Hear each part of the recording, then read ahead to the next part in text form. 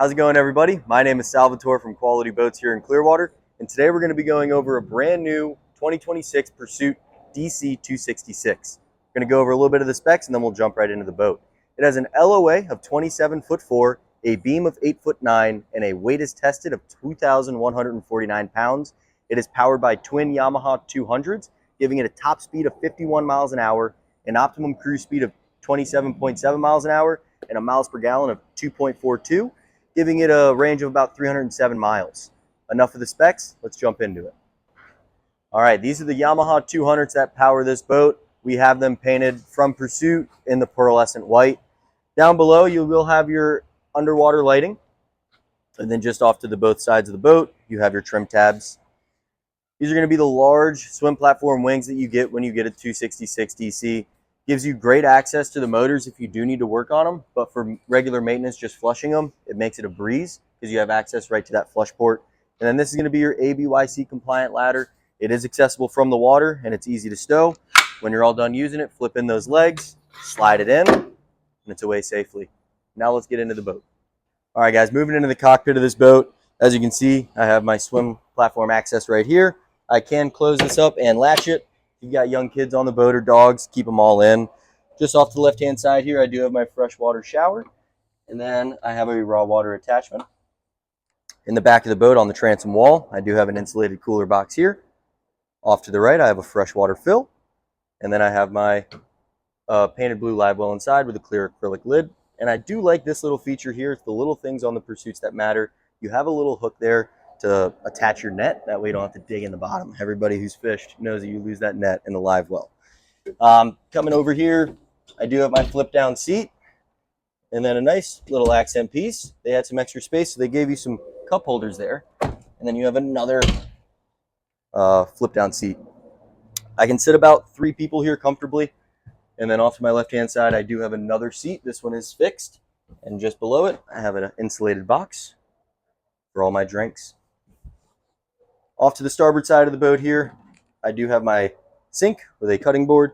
Just below, I have a storage for a trash can, or in this case, we have a bucket. And then just to the other side, I have my battery management, engine switch, house switch, main breakers, and then all my fuses. This will display the voltage level on the boat, so easy to know what you're at. If you're running a little low or if the engines are having trouble starting up, take a look at that. It'll tell you maybe you have a little bit of low voltage. If you look up, you have a very, very large hardtop, true to Pursuit. You have big, big hardtops on this for the maximum amount of shade. We went ahead and optioned this out with some isinglass, so that way I can close this boat up in the nastier weather. All right, guys, starting at the helm of this boat, we have our Yamaha display and then our 12-inch Garmin. As you can see, with all 2026 Pursuits, you're going to get a custom landing page for your Garmin. That's going to be new to the model year. Nice tilt steering wheel here. Obviously, all of my switch controls and then my Yamaha EX controls as well. This one does have a 315 Garmin VHF. So I have my speaker here, audio controls on it, and then my captain's chair with my own armrests, which is nice.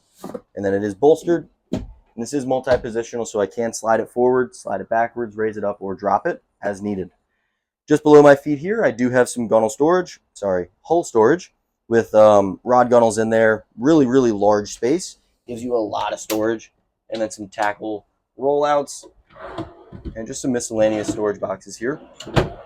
Throw in there whatever you need. Moving into the port side of the boat, I do have my bathroom.